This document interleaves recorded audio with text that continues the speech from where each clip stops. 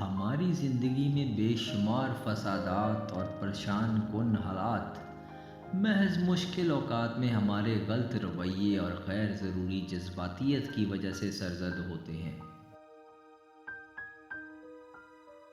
اگر ہم نہایت پیچیدہ معاملات کو صبر و تحمل سے سوچ سمجھ کر حل کریں تو کسی قسم کی پریشانی سے بھی ہمکنار نہیں ہوں گے اور ہماری عزت بھی محفوظ رہے گی۔ دینی امور ہوں یا دنیاوی معاملات، اعتدال ہی بہترین راہ ہے۔ کسی بھی معاملے میں اسلام کی روح سے بے جا اسراف قابل مذمت فعل ہے۔ اسلام میں نہایت واضح الفاظ میں بے جا اسراف کی ممانعت و مذمت کی گئی ہے۔ اس لیے ہمیں چاہیے کہ دنیاوی و دینی معاملات میں اعتدال میانہ روی کی راہ اختیار کریں، کیونکہ اسی کا حکم بھی ہے اور قرآن کریم میں خصوصی ہدایت بھی ہے۔ اب اس ہدایت پر عمل کرنا ہم انسانوں کا کام ہے۔ جو رب کے حکم کی تکمیل بجا لاتا ہے وہی دنیا و آخرت میں کامیاب بھی رہتا ہے۔ اعتدال و میانہ روی میں انسانوں کے لیے حکمت و بہتری پوشیدہ ہے۔ اسی کا حکم بھی ہے اور ہدایت بھی۔ تو جب انسان کے پاس اس کے پروردگار کی طرف سے مکمل و واضح احکام و ہدایات پہنچ چکے ہوں تو پھر بے جا بحث و تمہیز سے کیا حاصل؟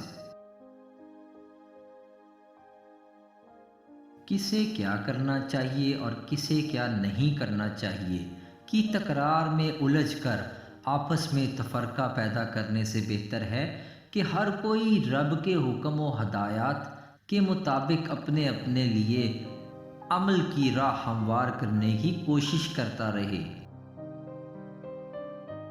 اس عمل سے رفتہ رفتہ موجودہ و آئندہ آنے والے انسانوں کے لیے بھی عمل کی راہ سہل اور ہموار ہوتی چلی جائے گی۔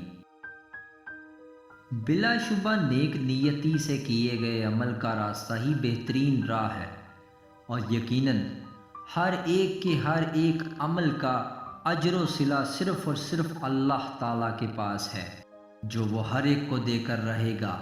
تو کیوں نہ ہم زندگی کے ہر معاملے میں عمل کی وہ راہ اختیار کریں جو ہمارے رب کے نزدیک پسندیدہ اور بہترین ہے، جس کی ہدایت اللہ تعالیٰ نے اپنے عزیز ترین اور محبوب نبی سیدنا حضرت محمد صلی اللہ علیہ وسلم کے ذریعے ہم تک پہنچائی ہے۔ اللہ تعالیٰ ہم سب کو نیک نیتی کے ساتھ اس راہ پر چلنے اور قائم رہنے کی سعادت نصیب فرمائے جو راہ اللہ اور اس کے رسول صلی اللہ علیہ وسلم کے نزدیک پسندیدہ اور بہترین راہ ہے۔ آمین۔ اگر میری اس ویڈیو میں دانائی و حکمت کا سبق پائیں تو اسے ضرور شیئر کریں۔